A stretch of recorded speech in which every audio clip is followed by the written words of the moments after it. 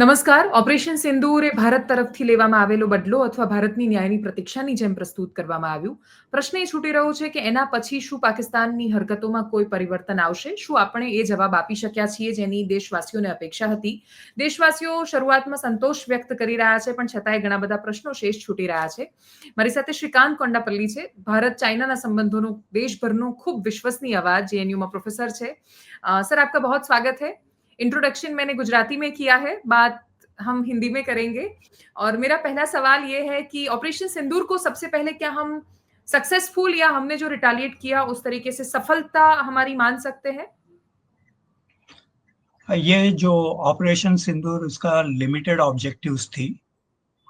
जो पहलगाम के बाद जो हमने कुछ मुद्दे हैं हमारा, जैसे कि आतंकवाद का जो कैंप्स निकालने के लिए हमने जो प्रधानमंत्री बिहार इलेक्शंस में स्पीच में बताया कि हम एक हॉट परस्यूट करेंगे और उसका बैकर्स को भी जो मदद कर रहे हैं उनको भी हम एक सबक सिखाना चाहते हैं। तो वो ऑब्जेक्टिव एक लिमिटेड ऑब्जेक्टिव थी।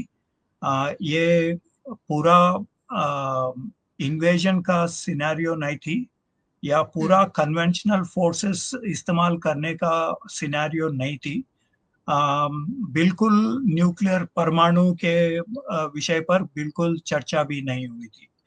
तो एक लिमिटेड ऑब्जेक्टिव थी, सिर्फ आतंकवाद का जो कैंप्स जो है उनको निकालने के।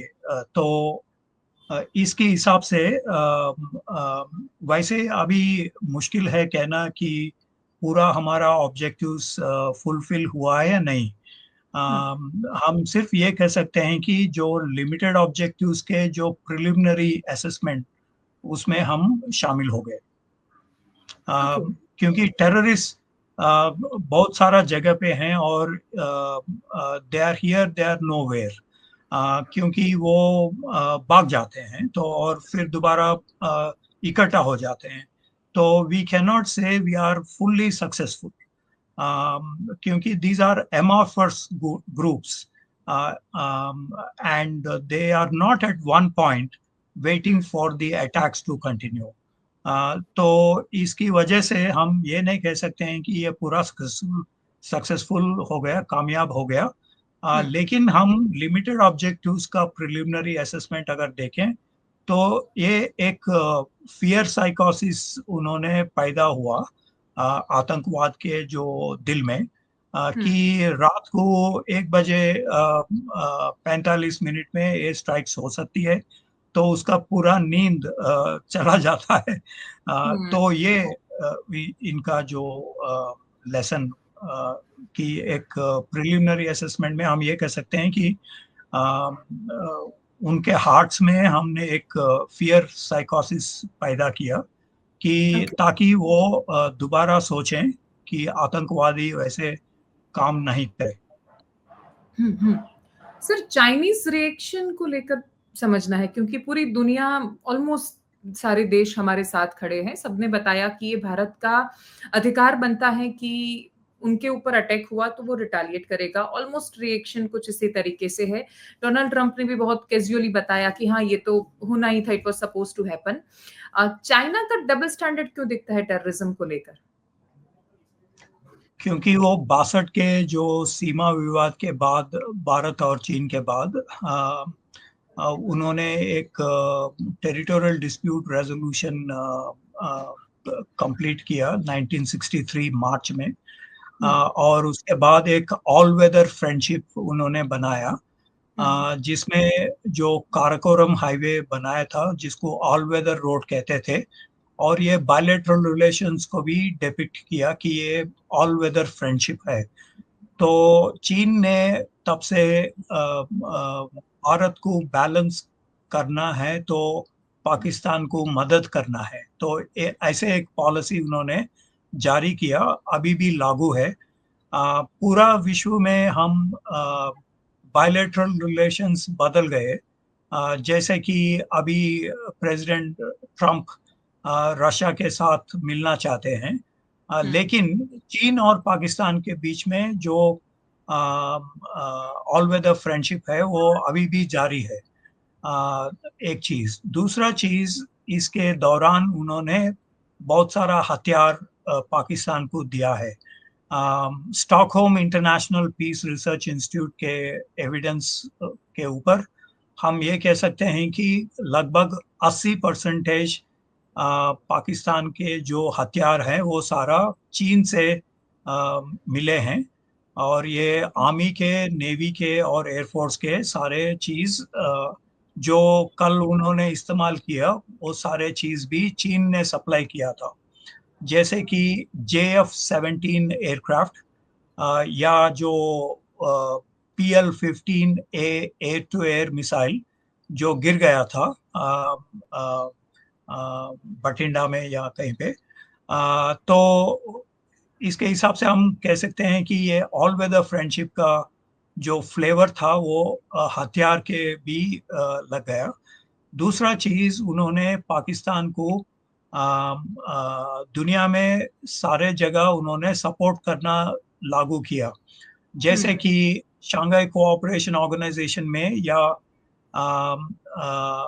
यूनाइटेड नेशंस में, या इंटरनेशनल एटॉमिक एनर्जी एजेंसी में, न्यूक्लियर सप्लाईज ग्रुप में, या दूसरा जो APSCO, Asia Pacific Space Cooperation Organization में, उन्होंने पाकिस्तान को बहुत मदद किया। और ये सारा भारत को बैलेंस करने के लिए उन्होंने किया। तो ऑल वेदर फ्रेंडशिप जो है वो अभी भी जारी है चीन और पाकिस्तान के बीच में। लेकिन इसमें एक प्रॉब्लम आई थी, क्योंकि चीन ने जो $50 बिलियन का चाइना पाकिस्तान इकोनॉमिक कॉरिडोर उन्होंने पाकिस्तान में कंस्ट्रक्ट करना शुरू किया 2014 से। लेकिन अभी कुल मिलाकर कुछ 32 लोगों को, चीनी लोगों को मारा डाला पाकिस्तान के जो आतंकवाद। ये 2021 से अभी तक कुछ 20 लोग, और उससे पहले कुल मिलाकर 32 लोगों को मारा मारा डाला। अभी अभी पिछले साल कराची एयरपोर्ट के बाहर 2 चीनी इंजीनियर साइंटिस्ट उनको मारा डाला था। तो ग्लोबल टाइम्स एक कम्युनिस्ट पार्टी के एक न्यूज़पेपर है, एक्सट्रीम नेशनलिस्ट न्यूज़पेपर। तो उन्होंने कहा है कि हम मिसाइल से पाकिस्तान बेस्ड टेररिस्ट को हम मारना चाहते हैं। तो उन्होंने ये भी कहा है कि एक हॉट परस्यूट करना चाहिए चीन पाकिस्तान बेस्ड टेररिस्ट को। लेकिन अभी 4 दिन पहले जो विदेशांग मंत्री वांग यी ने कहा, उनके जो काउंटर पार्ट, पाकिस्तान के काउंटर पार्ट मिस्टर दर को, उन्होंने कहा है कि हम चाहते हैं कि एक फेयर इन्वेस्टिगेशन, जांच करने के लिए वो ये एक आइडिया उठाई। और पाकिस्तान भी ऐसे ही शोर मचाया कि एक इन्वेस्टिगेशन होना चाहिए पहलगाम में, क्योंकि उसका मुद्दे हैं कि इनको कोई ऐसे टेररिस्ट कैंप्स के ऊपर हमला नहीं करना है। और समय बीत जाने से ये सारे लोग भूल जाते हैं ये इश्यू के ऊपर। तो उन्होंने ऐसे एक फेयर इन्वेस्टिगेशन मांगने के लिए एक मुद्दे लगाया। लेकिन हमने सुना ही नहीं, क्योंकि चीन भी कभी कातर नहीं किया एक इन्वेस्टिगेशन करने के लिए।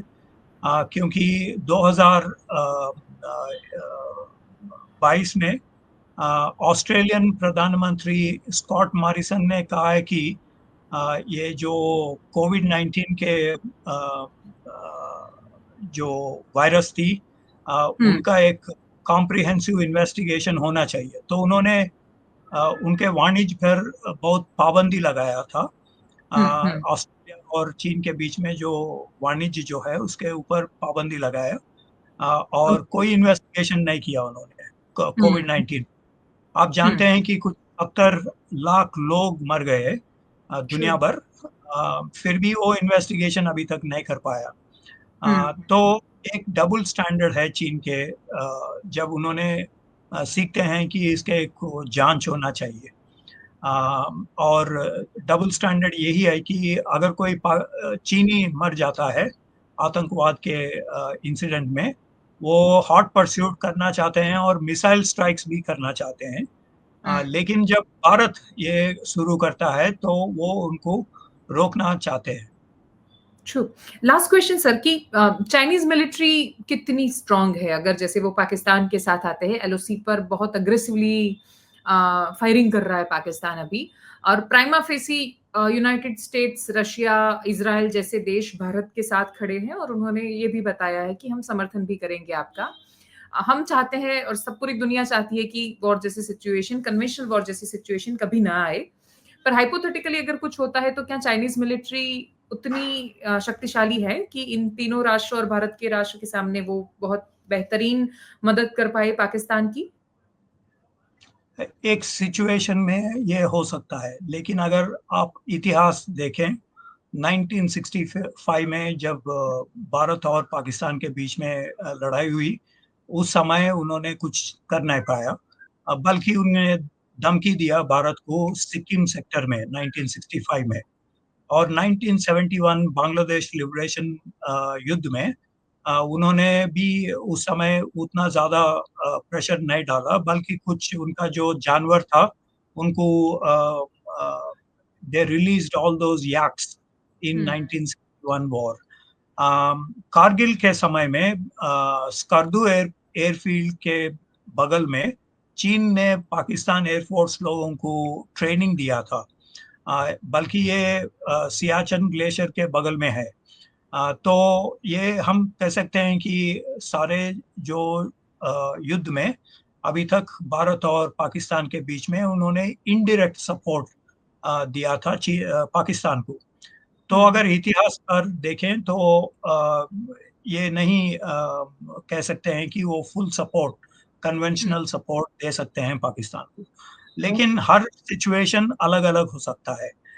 अभी सिचुएशन भी अलग हो सकता है, ताकि वो डायरेक्ट कन्वेंशनल सपोर्ट दे सकते हैं।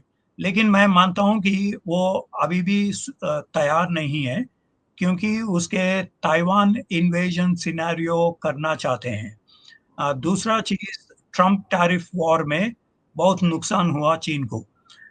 तीसरा चीज, तिब्बत और सिंजियांग एक हाई अल्टीट्यूड एरिया है, जिसमें जब उन्होंने गलवान में मोबिलाइज किया 2020 जून से, उन बहुत सारे चीन का सोल्जर्स जो है वो घायल हो गया।